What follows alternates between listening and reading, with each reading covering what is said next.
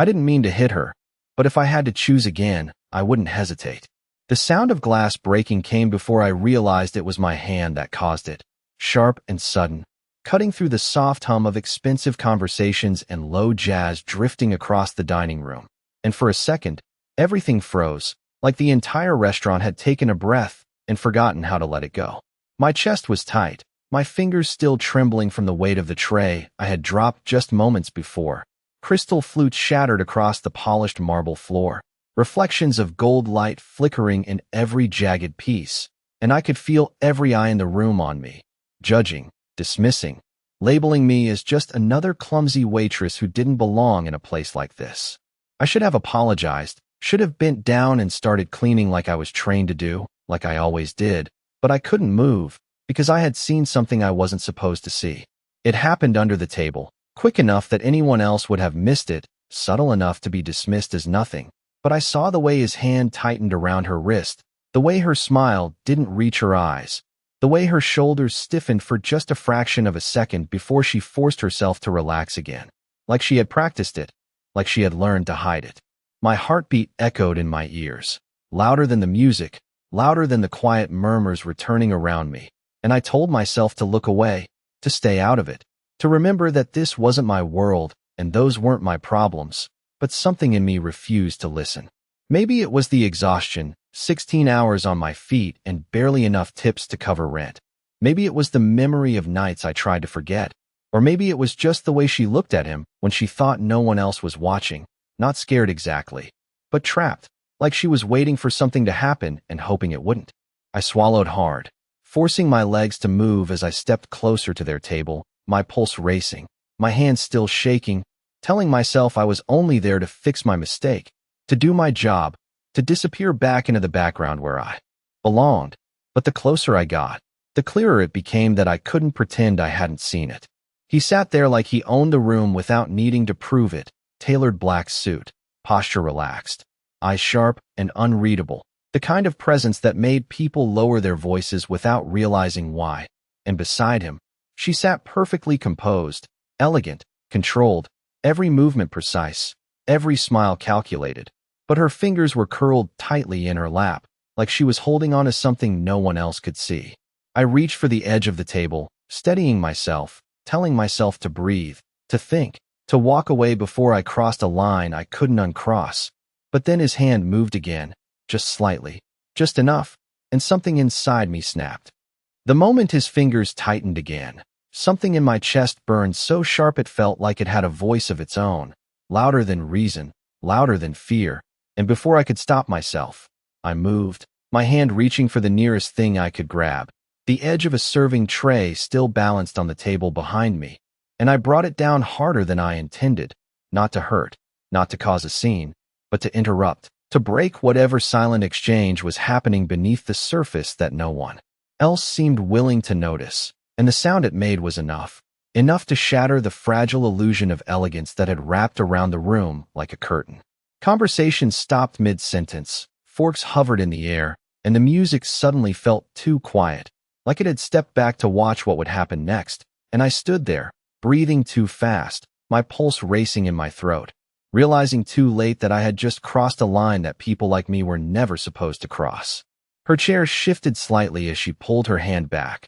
her composure cracking for just a fraction of a second before she straightened again, eyes wide now, not with fear, but something else, something sharper, something calculating, and that was when doubt hit me, fast and cold, making my stomach twist. Maybe I had read it wrong. Maybe I had imagined everything. Maybe I had just made the biggest mistake of my life in front of a room full of people who had the power to erase me without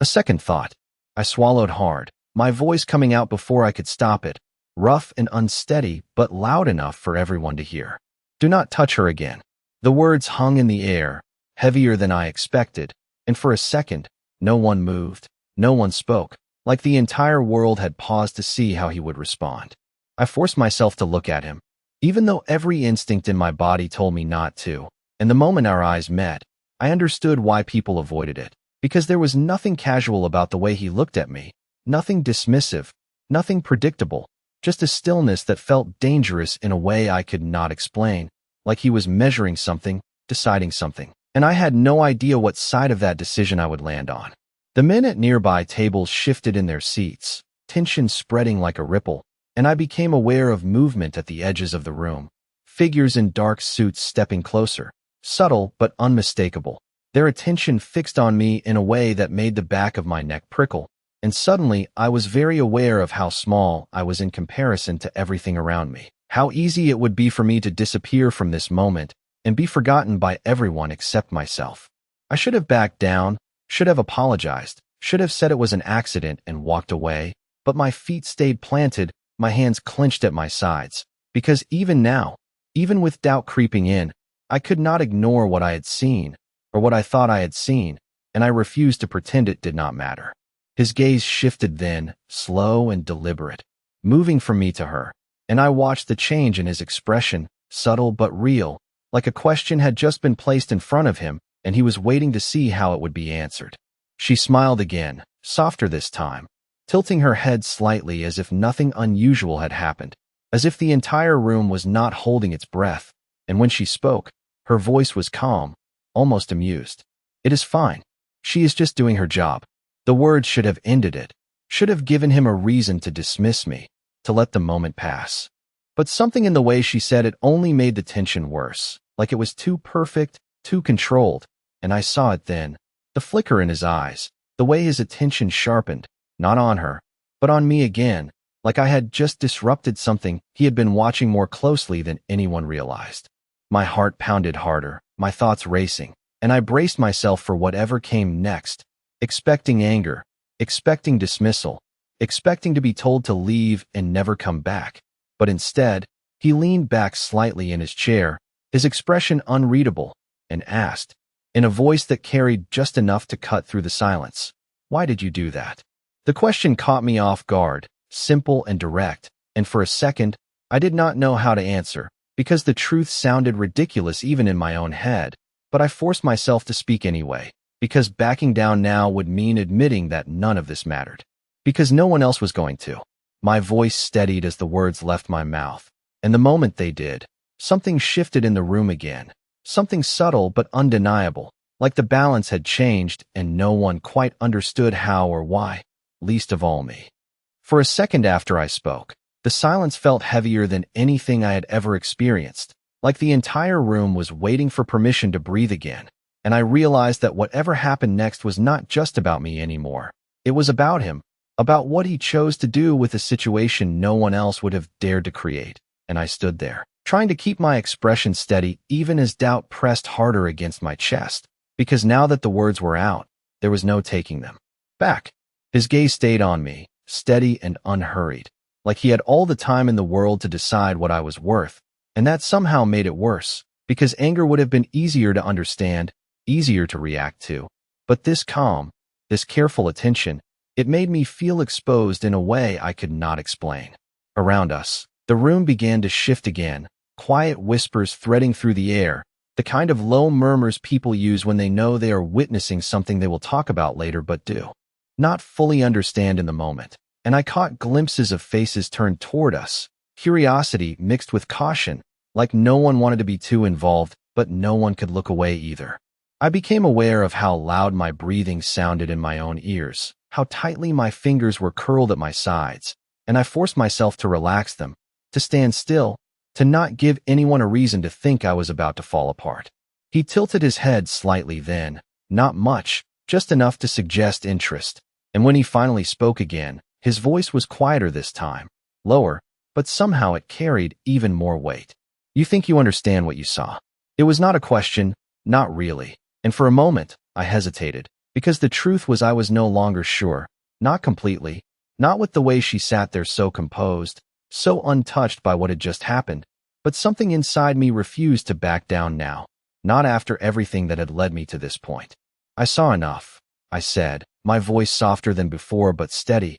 and the moment the words left me, I felt the shift again, subtle but real, like I had stepped further into something I did not fully understand. His eyes flickered then, not with anger, not with approval, but with something closer to curiosity, like I had just given him an answer he had not expected, and he leaned forward slightly, resting one hand against the table, his attention still fixed on me in a way that made it impossible to look anywhere else. "And what do you think you saw?" The question landed differently this time. Heavier, more deliberate, like he was testing something, not just my words, but my conviction, my willingness to stand by what I had done even when it would be easier to step back and pretend none of it mattered. My throat tightened for a second, doubt rising again, but I pushed through it, because backing down now would mean admitting that I had acted without reason, and I knew that was not true, no matter how uncertain everything felt in this moment. "I saw someone who did not want to be touched," I said,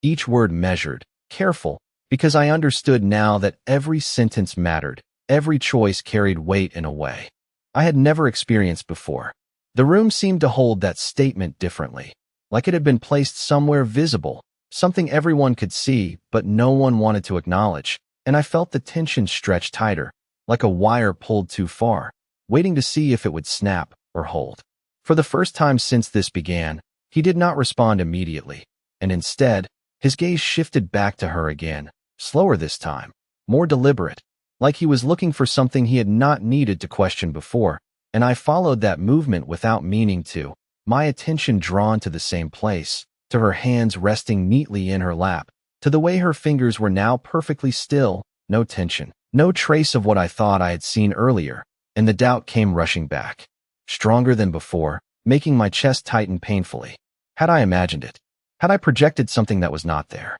Had I just risked everything over a moment that meant nothing at all? She met his gaze calmly, her expression unchanged, composed in a way that made her seem untouchable, like nothing in this room could truly affect her. And when she spoke again, her tone was softer now, almost reassuring, like she was smoothing over something inconvenient. "It was nothing, Adrian." She said his name like it belonged to her, like everything about this moment could be controlled if she said the right words in the right way. And for a second, I thought that might be enough, that he would accept it, that this would end, and I would be left standing there alone with the consequences of my own mistake. But then he looked back at me, and something in his expression had changed, not dramatically, not in a way anyone else might notice, but enough that I felt it, like a shift in gravity pulling everything in a different direction. "Stay where you are," he said, and the words were simple, almost quiet, but they carried a certainty that made it clear they were not a suggestion,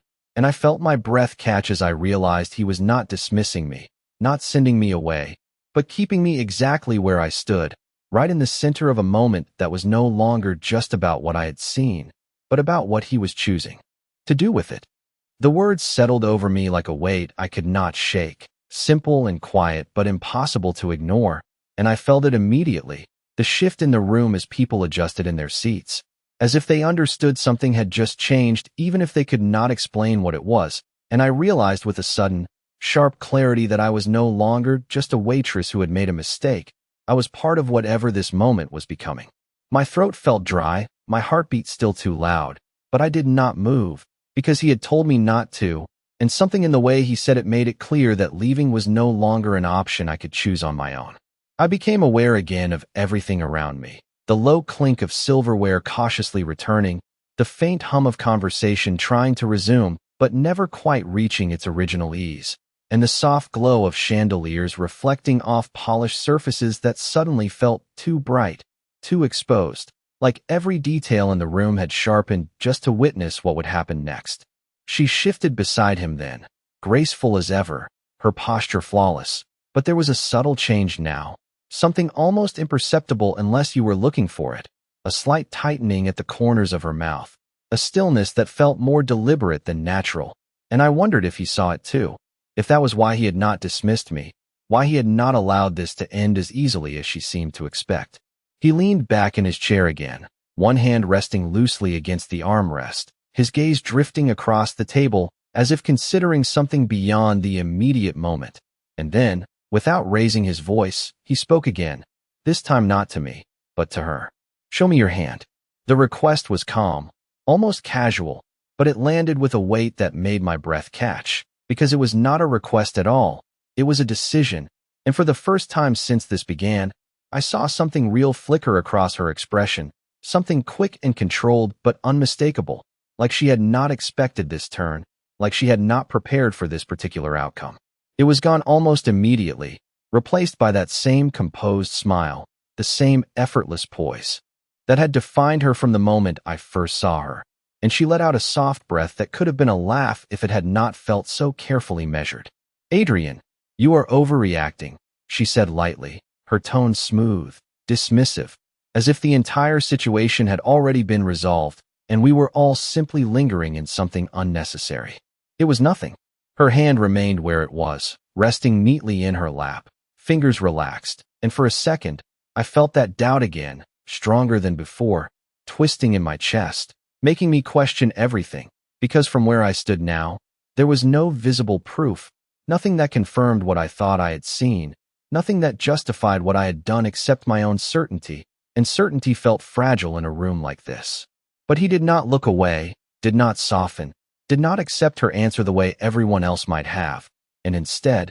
he repeated himself, just as calmly, just as quietly. "Show me." The single word carried more force than anything else he had said, and this time, there was no mistaking it, no room for dismissal, and the silence that followed felt different, heavier, like something inevitable was about to surface whether anyone wanted it to or not. Slowly, she lifted her hand, graceful even in compliance, as if she were still in control of the moment despite everything. And I found myself holding my breath as she placed it on the table between them, her fingers extended, her wrist exposed under the soft light, and for a second, nothing happened, nothing changed, nothing that justified the storm building in my chest. It looked normal, perfect even, and I felt it then, the sharp drop in my stomach, the realization that I might have been wrong, completely wrong, that I had created a scene, disrupted something I did not understand, and now there was nothing to support it except my own insistence.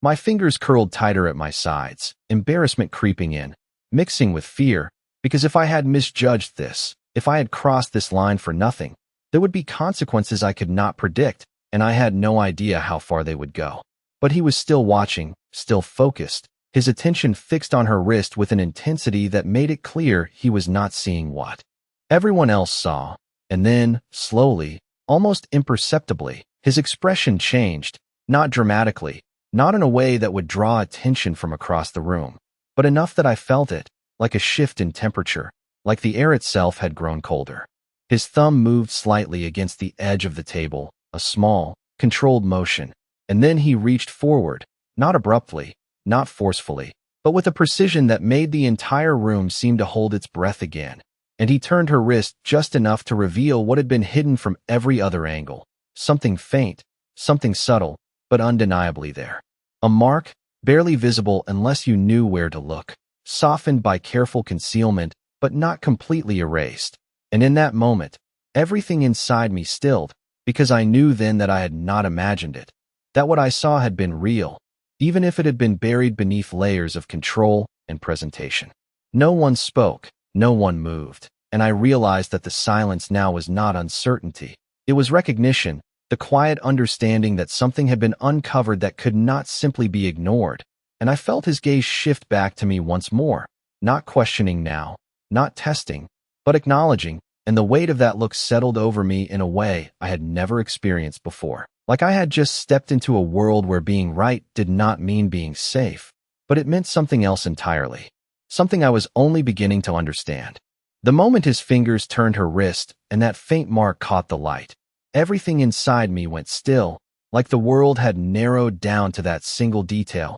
that quiet proof that I had not imagined it, and the breath I had been holding finally left me in a slow, unsteady exhale I did not realize I needed. But the relief did not feel like victory, it felt heavier than that, because now this was real in a way it had not been before, and I had no idea what came next. No one spoke, not immediately, and the silence that settled over the table was different from before, no longer uncertain but charged, like something had shifted beneath the surface, and everyone could feel it even if they did not fully understand it, and I became aware again of how exposed I was, standing there with nothing between me and the consequences of what I had done except the fact that I had been right. She pulled her hand back slowly, gracefully, as if nothing about the moment had affected her, but I saw it now, the slight hesitation she could not completely hide, the fraction of a second where control slipped before she gathered it again, and when she looked at him this time, Her expression was softer,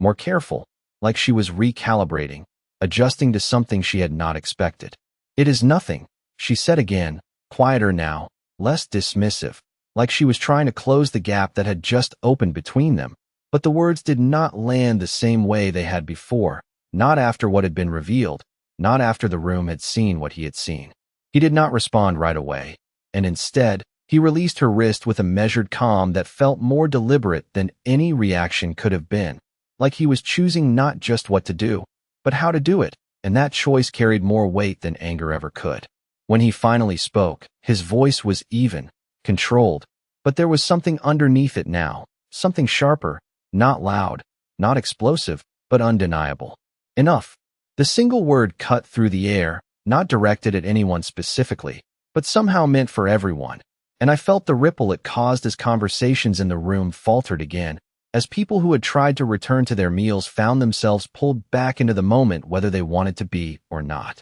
He leaned back slightly, his posture unchanged, but the energy around him felt different now, more defined, more intentional, like whatever had just been uncovered had settled something in his mind, and I realized then that this was not about reacting, it was about deciding. My heart started racing again, faster this time, because I did not know where that decision would place me, and the weight of that uncertainty pressed against my chest until it was hard to breathe. He looked at her once more, his gaze steady, unreadable, and for the first time since I had been watching them, she did not meet it immediately, her eyes flickering away for just a moment before returning, and that small hesitation told me more than anything else could have, because someone like her did not hesitate unless something had shifted in a way she could not control. Then, without raising his voice, without changing his tone, he spoke again, this time with a clarity that left no room for interpretation. "You should go home." The words were calm,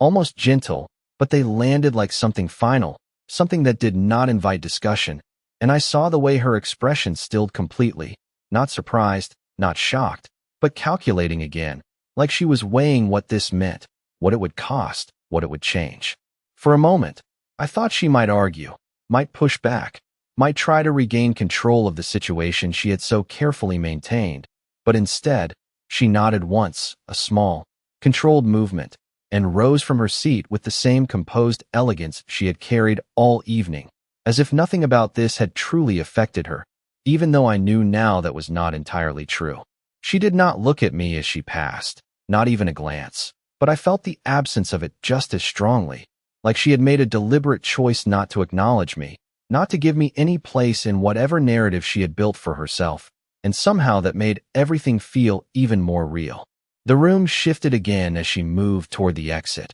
quiet conversations resuming in careful tones, like people were trying to convince themselves that the moment had ended, that everything was returning to normal, but I knew better, because nothing about this felt normal anymore. He remained where he was, watching her leave with the same steady focus, and only when she disappeared beyond the doorway did he look back at me, and the intensity of that attention made my breath catch all over again. Because now there was no one else between us, no distraction, no buffer, just me standing there in a place I did not belong and him deciding what that meant. I swallowed hard, my thoughts racing, my body still tense with the aftermath of everything that had just happened, and for the first time since this began, I realized that being right had not ended the moment. It had only changed it, and whatever came next would not be about whether I had seen the truth, but about what he chose to do with someone who had been willing to act on it. The moment the door closed behind her, the space she left behind did not feel empty. It felt louder, heavier, like something invisible had taken her place, and I stood there with my pulse still racing, trying to understand how everything had changed so quickly, how one moment had turned into something I could not step out of anymore. He did not look away from me this time, not even for a second, and without her presence to divide his attention, the full weight of it settled on me in a way that made it hard to breathe, like I had just been pulled into a spotlight I never asked for and could not escape. I became aware again of the people around us, of the quiet attempts to return to normal, the soft clinking of glasses and cautious laughter that did not quite sound real. But none of it reached me the way it should have, because all I could focus on was the distance between us, barely a few feet, and the fact that he had not dismissed me, had not told me to leave, had not reacted the way someone in his position was expected to react. Instead, he studied me, not coldly, not dismissively, but with a kind of attention that felt deliberate, like he was looking for something specific and had not yet decided if he had found it. I swallowed, my throat still dry, my thoughts moving too fast to keep up with, and I realized that I did not know what to do now, because every instinct I had was built around staying invisible, around avoiding attention, around making sure I never became the center of a situation like this. And yet here I was, standing directly in front of someone who had the power to change everything about my life with a single decision. Finally, he spoke, his voice quieter than before, but somehow more direct, as if the conversation had narrowed down to just the two of us, and nothing else mattered. "What is your name?" The question caught me off guard, simple in a way that felt almost out of place after everything that had just happened, and for a second, I hesitated, not because I did not know the answer, but because giving it felt like crossing another line, like stepping further into something I could not step back from. "Emily," I said, my voice softer than I intended, but steady enough, and the moment I spoke, I felt something shift again, subtle but real, like I had just made myself more real in his world than I had been a moment before. He repeated it, not loudly, not for anyone else to hear, but just enough that I knew he had registered it, that it mattered in a way I did not yet understand. "Emily." The way he said it made it sound different, heavier, like it carried more weight than just a name, and I felt a strange, unexpected tension settle in my chest because of it. He leaned forward slightly then, resting his forearms against the table, his posture still relaxed but his focus sharper now, and for the first time since this began, I felt like he was not just observing me, he was engaging, like whatever decision he was forming had reached a point where my response mattered. "Why did you not look away?" The question was different from the first, more precise, more intentional, and I knew immediately that he was not asking about the moment itself. He was asking about me, about why I had chosen to act when everyone else had chosen not to. I opened my mouth, then closed it again, because the answer felt too personal, too exposed, and for a second, I considered giving him something simple, something safe, something that would let me step back from this without revealing anything real. But something about the way he was watching me made that feel impossible, like he would know the difference, like anything less than the truth would be obvious to him. "Because I have seen what happens when people pretend not to notice," I said finally, the words coming out slower than I expected, but steady, and as I spoke, I felt the weight of them settle, not just in the space between us, but inside me, because saying it out loud made it real in a way I could not ignore. He did not interrupt, did not react immediately. And that silence felt different from before, not tense, not uncertain, but thoughtful, like he was considering what I had said in a way that went beyond the surface. And for a moment, I wondered what he saw, what he understood from those few words that I had not fully explained. Around us, the room continued to move, people returning to their conversations, servers stepping carefully around the edges of the space, as if avoiding something invisible, but none of it reached me the way it should have. Because everything had narrowed down to this exchange, to the way he was looking at me now, not as a problem, not as a disruption, but as something else entirely, something I could not quite define. Then, slowly, almost imperceptibly, the corner of his mouth shifted, not quite a smile, not something warm or reassuring, but something closer to recognition, like he had just confirmed something he had suspected but not yet proven. "Most people do not risk anything for something that is not theirs," he said, his voice low, measured, and the words settled over me with a weight that felt different from everything else he had said so far, because there was no judgment in them, no dismissal, just observation, and somehow that made them more unsettling than anything else. I held his gaze,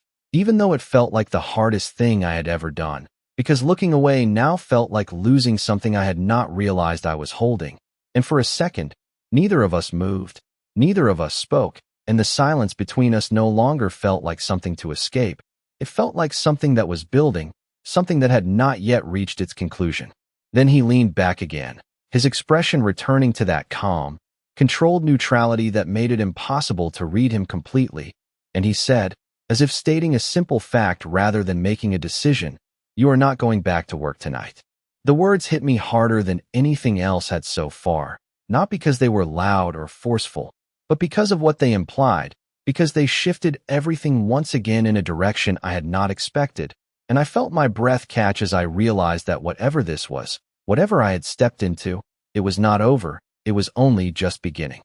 The words did not make sense at first, not completely, and I felt them land a second before I understood them, like a delayed echo catching up to me. And when they did, my chest tightened in a way that had nothing to do with fear and everything to do with the fact that I had just lost control over something as simple as where I was allowed to stand. I blinked, my mind trying to catch up, trying to find the line where I could push back, where I could remind him that I had a job, that I had responsibilities, that I could not just disappear because he decided it. But the word stayed stuck somewhere between thought and voice, because the way he said it did not leave room for argument, and I knew it, even if I did not want to accept it. I forced myself to breathe, to steady my voice, because if I said nothing, then I was agreeing, and I was not ready to do that, not without understanding what this meant. I have a shift, I said, the words coming out quieter than I intended but still clear enough, and for a moment, I thought that would be enough, that reminding him of something as normal as a job would ground this situation back into reality,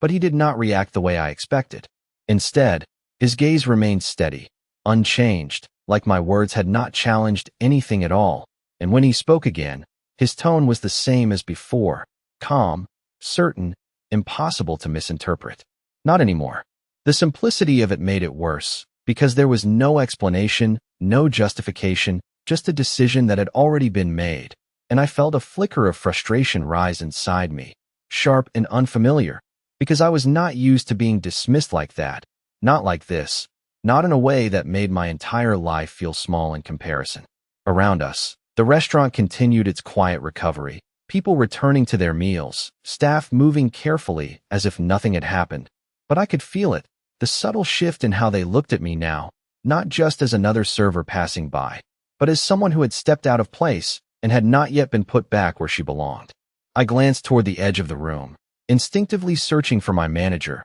for anyone who might step in and restore some kind of order, but no one did, no one even met my eyes, and I realized then that whatever authority existed here did not belong to the restaurant, it belonged to him. My pulse quickened again, not just from fear now, but from the growing awareness that I was standing in a situation where the usual rules did not apply, where logic and fairness were not the deciding factors, and I had no experience navigating something like that. I looked back at him, forcing myself to hold his gaze even though it felt like standing too close to something I could not predict, and for a moment, I considered walking away anyway, just turning and leaving, reclaiming whatever control I could. But something held me in place, not just his words, but the weight behind them, the understanding that walking away would not end this, it would only change how it continued. What does that mean? I asked, my voice steadier now, because if I was going to be pulled into this, I needed to understand at least part of it,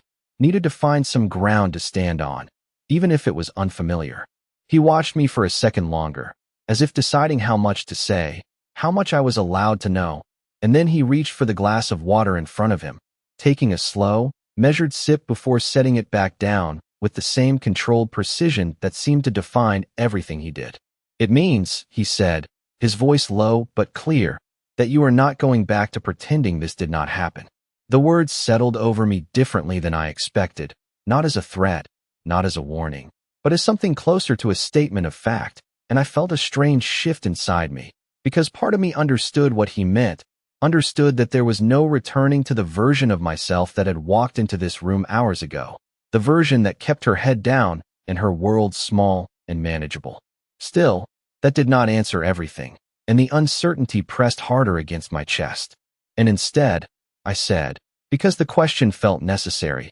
even if I was not sure I wanted the answer. He held my gaze, unflinching, and for a second, I thought he might not respond, that he might leave the question hanging the way he had left everything else. But then something in his expression shifted, subtle but real, like he had reached a conclusion he was ready to share. Instead, you come with me. The words were quiet, almost conversational, but they carried a finality that made my breath catch, because there it was, the line I had been trying to find, the moment where everything tipped fully into something I could not pretend was normal anymore, and I felt the weight of it settle over me, heavy and undeniable. I did not move, did not respond right away, because my mind was racing, trying to process what he had just said, trying to understand what it meant to leave with someone like him, to step into a world I had only ever seen from a distance, a world that did not follow the same rules as mine. And I realized then that this was not just a decision he was making, it was one he expected me to follow. The question was whether I would. For a moment, I thought I had misheard him, like my mind had twisted his words into something they were not, because the idea of leaving with him, of stepping out of this room and into whatever world he existed in, felt too far removed from anything I understood, and I stayed exactly where I was, my body refusing to move even as my thoughts raced ahead without me. The noise of the restaurant faded again, not completely, but enough that it felt distant, like I was standing behind glass watching something unfold that no longer included me, and all I could focus on was the space between us and the weight of what he had just said. I should have said no immediately, should have found the courage to draw a line and hold it, but the truth was I did not know how, not in a situation like this, not with someone like him, because nothing about this felt like a choice in the way I was used to making them. My fingers curled slightly at my sides, grounding myself in the small, familiar sensation, and I forced myself to speak, even though my voice felt tight. Why? It was the only question that made sense, the only one I could ask without pretending I understood more than I did. And when the word left my mouth, it felt heavier than it should have, like it carried everything I was not saying along with it. He did not answer right away, and for a second, I thought he might not answer at all, that he might expect me to follow without explanation. But then his gaze shifted, not away, but inward, like he was considering how much to give me, how much I needed to know before I stepped any further into this. Because you acted, he said finally, his voice steady, measured, like he was stating something simple and obvious. And for a moment, I almost laughed, not because it was funny, but because it felt incomplete, like it was only a piece of something much larger. That is not a reason, I said, before I could stop myself, and the words surprised even me, because they carried more defiance than I had intended, more resistance than I had allowed myself up until now. The air shifted again, subtle but immediate, and I became aware of how easily I could have crossed another line without realizing it. But he did not react with anger, did not shut me down the way I expected. Instead, something in his expression sharpened, not in a threatening way, but in recognition, like I had just confirmed something he was already considering. It is, he replied, his tone unchanged, but there was something firmer in it now, something that did not invite further argument, and I felt that strange tension again, the pull between pushing back and understanding that pushing too far might have consequences I could not predict. He stood then, not abruptly, not in a way that startled anyone, but with a quiet authority that made space around him without effort, and I felt it immediately, the shift in the room as people noticed, as attention turned again, not openly, but enough that I could feel it pressing in from all sides. For a second,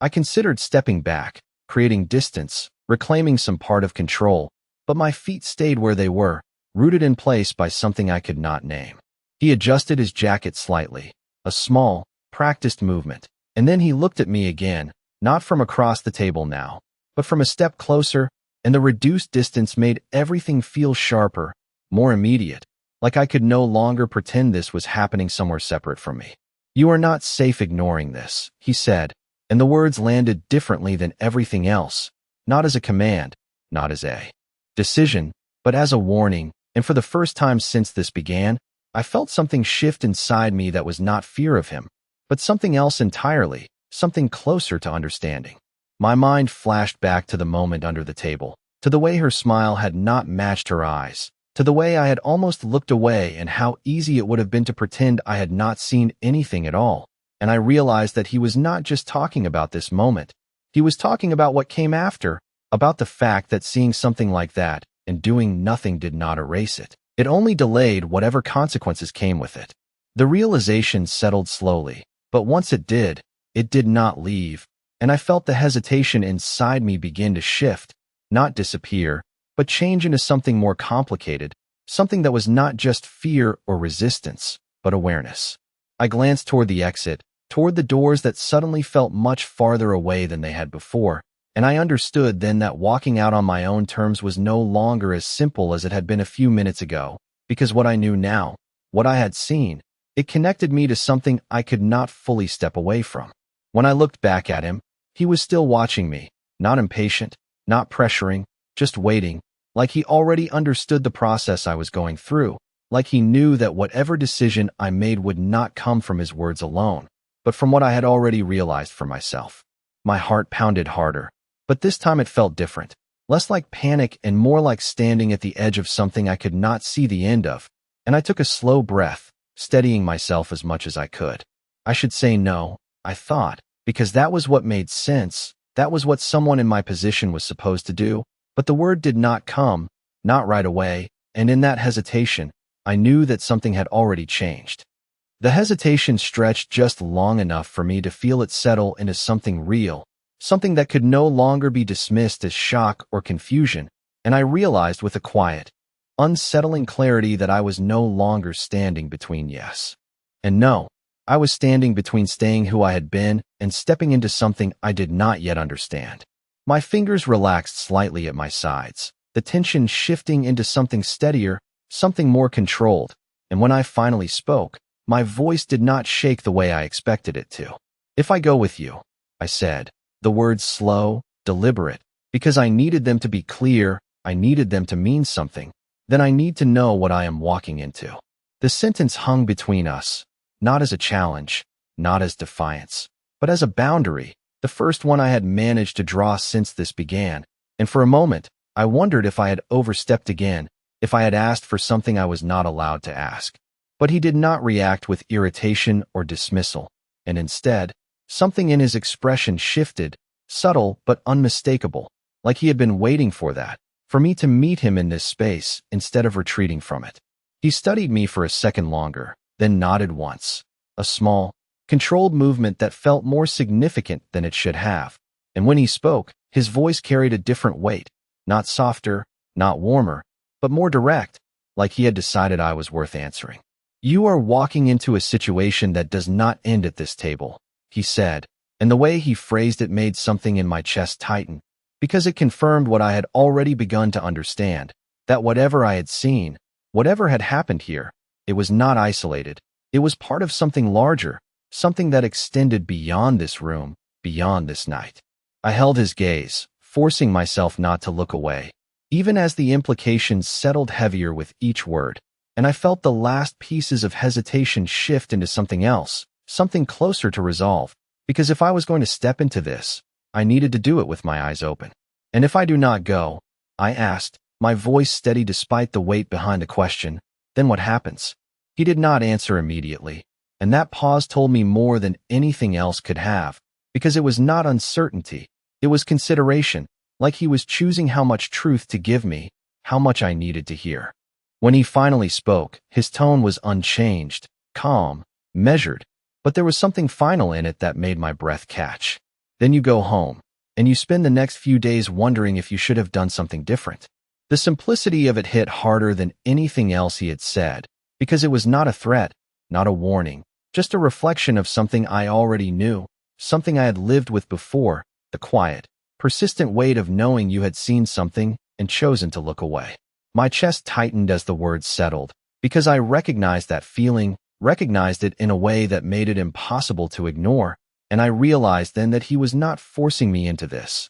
not entirely. He was offering me a choice that did not feel like one, because both paths carried consequences I could not escape. I exhaled slowly, the decision forming in that space between breath and thought, and when I looked at him again, I knew I had already crossed the line, not when I dropped the tray, not when I spoke, but here, in this moment, when I chose not to walk away. "Okay," I said, the word quiet but steady, and the moment it left me, I felt something shift completely, like a door had closed behind me, and there was no going back to the version of myself that had existed before this night. He did not react immediately, did not acknowledge it with anything obvious, but I saw it in the way his posture adjusted slightly, in the way his attention sharpened just enough to confirm that he had heard me, that my decision mattered. Then he turned, not abruptly, not dramatically, just a smooth, controlled movement toward the exit, and for a second, I stood there, watching, the reality of what I had agreed to settling in fully,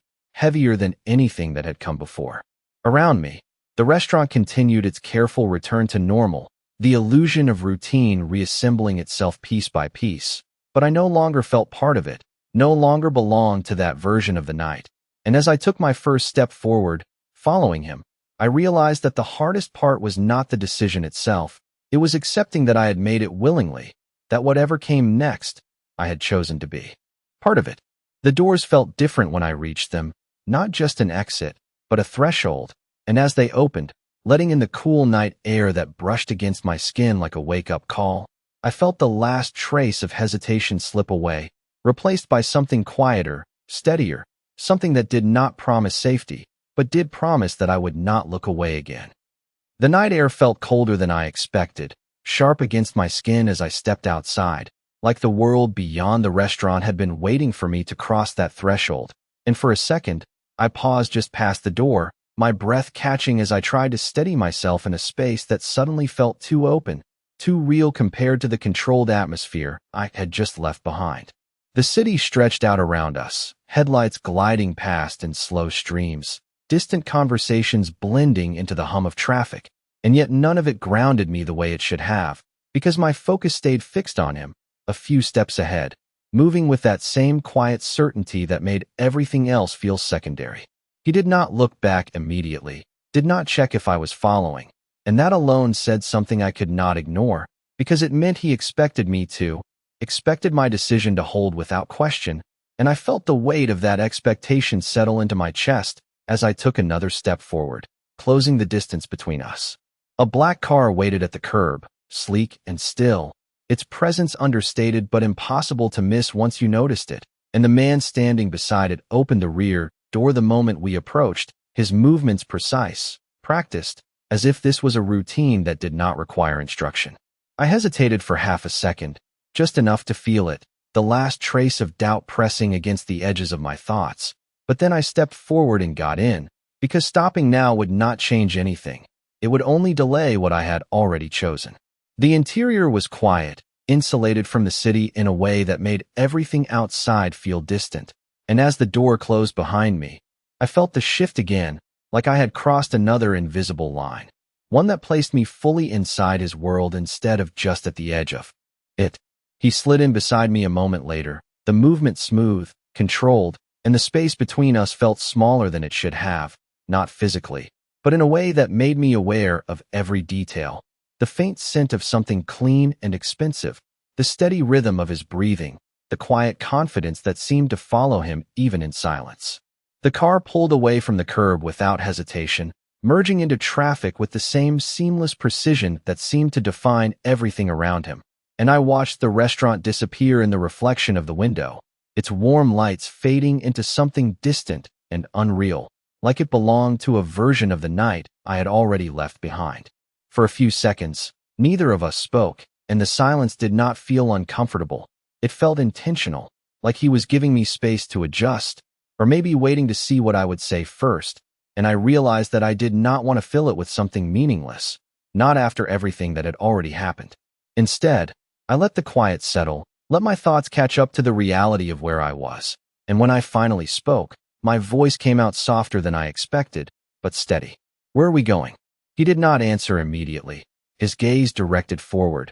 focused on something beyond the windshield that I could not see, and for a moment, I thought he might leave the question unanswered, the way he had left so many others hanging earlier, but then he shifted slightly, turning just enough that I knew his attention had moved back to me. "Somewhere you can speak without an audience," he said, and the words were simple, but they carried a weight that made my chest tighten slightly, because they confirmed what I had already begun to understand, that this was not over, not even close, that whatever this was, it was only just beginning to take shape. I nodded once, more to myself than to him, and let my gaze drift back to the window, watching the city move past in blurred lines of light and shadow, trying to anchor myself in something familiar even as everything around me felt new and uncertain. Minutes passed, though they felt longer, stretched by the awareness that every second was carrying me further from the life I understood and deeper into something I did not, and I found myself thinking back to the moment at the table,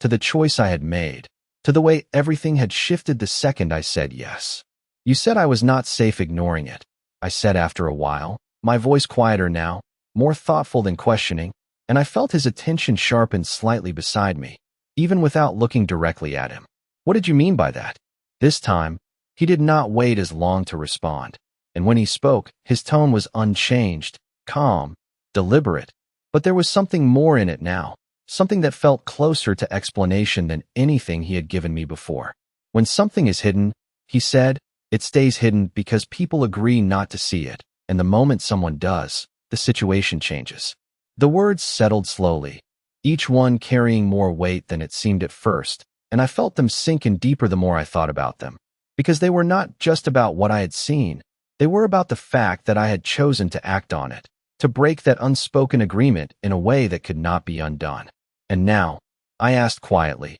even though I already felt the answer forming somewhere in my chest. He turned his head slightly, just enough that I could feel his gaze on me again, steady, unwavering, and when he spoke, the words came with a certainty that made it impossible to misunderstand. Now you are part of it. The sentence did not feel like a warning, not exactly, but it settled over me with a finality that made my breath slow, because it confirmed what I had already begun to accept, that this was no longer something I could step away from, no longer something I could pretend had not happened. And as the car continued through the city, carrying me further into a night that had already changed everything, I realized that whatever came next, I would have to face it fully, because turning back was no longer an option I had. The words stayed with me longer than anything else he had said, settling into my thoughts like something that refused to be ignored. And as the car moved deeper into the city, I felt the full weight of them begin to take shape, not as fear, but as awareness, the kind that changed how you saw everything after it appeared. Part of it. The phrase echoed quietly, and I realized that it was not just about what I had witnessed, it was about what I had chosen to do with it, about the fact that I had stepped into a moment that most people would have avoided and had not stepped back out when I had the chance. The car slowed slightly, turning onto a quieter street where the lights were softer, the buildings taller and more private, and I found myself sitting straighter without meaning to, as if my body understood before my mind did that we were approaching something different, something more controlled. We stopped in front of a building that did not need to be loud to stand out, its entrance clean and understated, but guarded in a way that felt intentional, like everything about it had been designed to keep certain things in and everything else out. The door opened before I could reach for it, and I stepped out into the cooler air, my senses sharpening again as I took in the new surroundings, the quiet, the absence of noise compared to the busy streets we had left behind, and the way everything seemed to move with purpose, even in stillness. He stepped out beside me, his presence grounding in a way I did not expect, not comforting, but steady, like something that did not change no matter where we were, and without a word, he moved toward the entrance, expecting me to follow, and I did, because at this point, stopping felt less like an option and more like hesitation I could not afford. Inside, the space was just as controlled as the exterior, soft lighting, clean lines, everything in its place, and yet there was something beneath it, something unspoken that made it clear this was not just another building, not just another place people came and went without consequence. I became aware of how quiet my footsteps sounded against the polished floor, how each movement felt more noticeable than it should have, and I stayed a step behind him, not out of submission, but because I did not yet know where I fit in this space, did not yet understand the boundaries I was stepping into. We stopped in front of a door that opened before. He even reached for it, and when I stepped inside, the room felt different immediately, more private, more contained, like whatever happened here was meant to stay here. I paused just inside, taking in the space, the simplicity of it, the lack of distractions, and for a moment, I felt the tension return, not as fear, but as anticipation, because this was the part where things would be explained, where the questions I had been holding on to would either find answers or become something else entirely. He moved further into the room, removing his jacket with a smooth, practiced motion before setting it aside, and then he turned to face me fully, and for the first time since we left the restaurant, there was nothing between us, no crowd, no noise, no distraction, just the space and whatever this conversation was about to become. You asked what you were walking into, he said, his voice steady, the same controlled tone that had carried through everything so far. But here, in this quieter space, it felt more focused, more direct, like each word mattered in a way it had not before. I nodded once, my attention fixed on him, because this was what I had agreed to, what I had chosen, and there was no point pretending otherwise now. He studied me for a moment, not evaluating, not judging, but measuring something I could not quite define. And then he spoke again, slower this time, more deliberate. What you saw tonight was not an isolated moment. The statement landed exactly the way I expected it to, confirming what I had already begun to understand. But hearing it said out loud made it feel more solid, more real, and I felt my chest tighten slightly as the implications settled deeper. There are situations built on control, he continued, his gaze never leaving mine. Situations where appearances matter more than reality, and people learn to play their roles because it is easier than breaking them. I listened without interrupting, because I knew this was not just information, it was context, the kind that explained why something like what I had seen could exist in plain sight without being acknowledged. And tonight, he added, his tone sharpening just slightly, you broke that pattern. The words settled between us, heavier than before, and I felt the weight of them fully for the first time, not just as something that had happened, but as something that had changed the direction of everything that followed. I held his gaze, even though part of me wanted to look away, not out of fear, but because understanding carried its own kind of pressure, and I realized then that this was not about whether I had been right or wrong. It was about what came after being right, about what it meant to step into something that did not easily return to normal once it had been disrupted. So what happens now? I asked, my voice quieter, not uncertain, but grounded in the reality of what I was beginning to understand, and the question felt different from the ones before, less about seeking answers and more about acknowledging that whatever came next was no longer something I could avoid. He did not respond immediately, and in that pause, I felt the shift again, the sense that we had reached a point where things would either be clarified or become more complicated. And when he finally spoke, his voice carried that same steady certainty that had followed him from the beginning. Now, he said, you decide what kind of person you are when no one is looking. The sentence landed in a way I did not expect, not as an instruction, not as a command, but as something deeper, something that reached past the situation itself and into something more personal, more lasting, and I felt it settle in my chest, quiet but undeniable, because I understood then that this was not just about him, not just about the world I had stepped into. It was about me, about the choices I would continue to make now that I had seen what I could not unsee. The words did not feel like a question, even though they were framed like one, and I stood there, feeling them settle into something deeper than the moment, something that reached past the room, past him, and into a part of me I had spent years trying not to examine too closely. What kind of person you are when no one is looking? It echoed quietly, not loud enough to overwhelm, but steady enough that I could not ignore it. And for the first time since this began, I realized that this was not about proving anything to him. It was about confronting something within myself that I had always kept just out of reach. I drew in a slow breath, letting it out just as carefully, grounding myself in the simple act of breathing, because everything else felt too big, too undefined, and I needed something steady to hold on to while I thought. I could say I did not know. I could deflect, could push the question back toward him and keep this from becoming something personal, but I understood now that was not what he was asking for, not really, and more importantly, it was not what I wanted to give. I lifted my gaze to meet his, holding it even though it felt like standing in front of something that saw more than I was ready to show.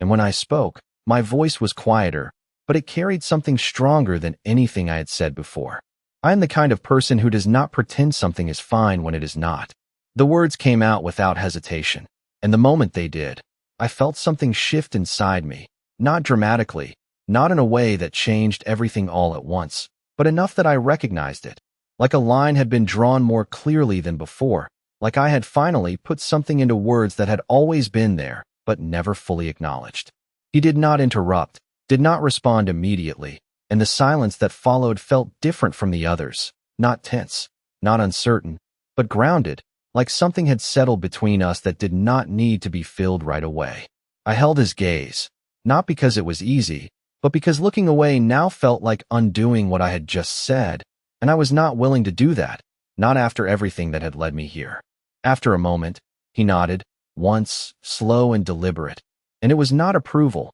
not exactly, but it was recognition, like he had heard what he needed to hear, like something I had said aligned with something he already understood. That will make things more complicated for you, he said, his voice steady, and there was no warning in it, no attempt to discourage me, just a statement of fact, and I felt the truth of it immediately, because I already knew that choosing not to look away did not make life easier. It made it heavier. It meant seeing things other people ignored and deciding what to do with them. I let out a small breath, something almost like a quiet laugh, but without humor, and nodded slightly. It already has, I replied, and the honesty of it felt grounding, because there was no point pretending otherwise now. He watched me for another second, then shifted his stance slightly, the movement subtle but enough to change the dynamic of the space, like we had moved from one part of the conversation to another without needing to mark it. There are consequences to that kind of choice, he continued, his tone unchanged,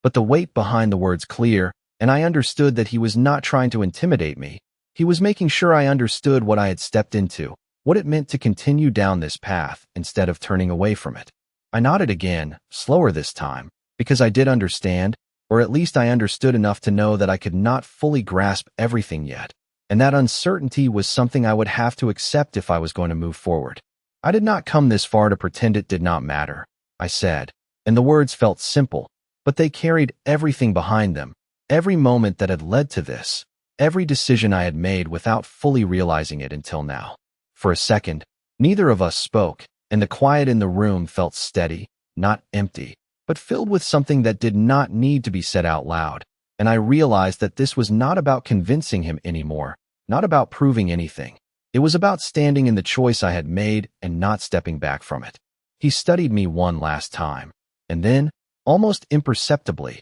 something in his expression shifted, not softer, not warmer, but more certain, like he had reached a conclusion he had been building towards since the moment this began. "Then you stay," he said, and the words landed with a finality that felt different from everything else, not as a command, but as a decision that included me, that placed me within something instead of outside of it. I felt my breath catch slightly, not because I did not expect it, but because hearing it said out loud made it real in a way nothing else had. And for a moment, I stood there, absorbing what it meant, not just for tonight, but for everything that would come after. I nodded once, steady, because there was nothing else to say, nothing else that needed to be said, and in that quiet acknowledgement, I felt the last hesitation fade, replaced by something stronger, something that did not promise certainty, but did promise that whatever came next, I would not face it by pretending it did not exist.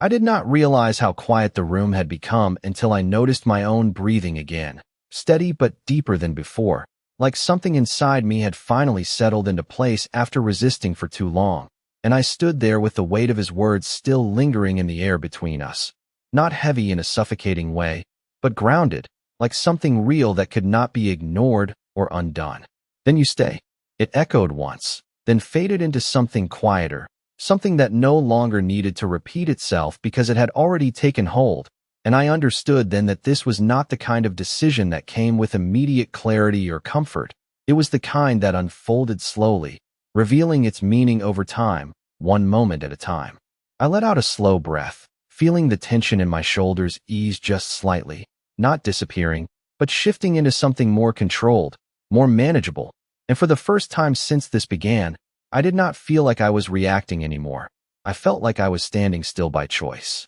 He watched me for a moment longer, as if confirming something unspoken, and then he moved, not away from me, but past me, toward the door, his steps measured, unhurried, like everything about this had already been decided, and we were simply moving forward through it. I turned slightly, following the motion with my eyes before turning fully, falling into step a moment later, not because I had been told to this time, but because it felt like the natural continuation of what I had already chosen. The hallway outside felt quieter than before, the soft lighting unchanged, but somehow different now that I understood I was not just passing through it. I was part of whatever existed within it, and I became aware of how easily my perspective had shifted, how quickly something unfamiliar had begun to feel defined, even if I did not yet understand all of its edges. We walked without speaking, and the silence did not feel empty. It felt intentional, like there was nothing that needed to be said in this moment because the important things had already been decided, and I found myself focusing on the rhythm of our steps, the steady pace that matched something in my chest, grounding me in a way I had not expected. When we reached the main area again, I noticed the subtle movements of the people around us, the way attention shifted without drawing attention, the way everything seemed to adjust in response to him without needing instruction, and for the first time, I did not feel like an outsider observing it. I felt like I was standing close enough to understand that this kind of control was not loud. It was precise. It was chosen. We stepped outside once more, the night air cooler now, carrying a different kind of stillness than before, and I paused for just a second on the threshold, not out of hesitation, but to take in the moment, to recognize it for what it was, a point that separated everything that came before from everything that would come after. He stopped beside me, just long enough for me to notice, and when I looked at him, there was no question in his expression, no expectation that needed to be confirmed,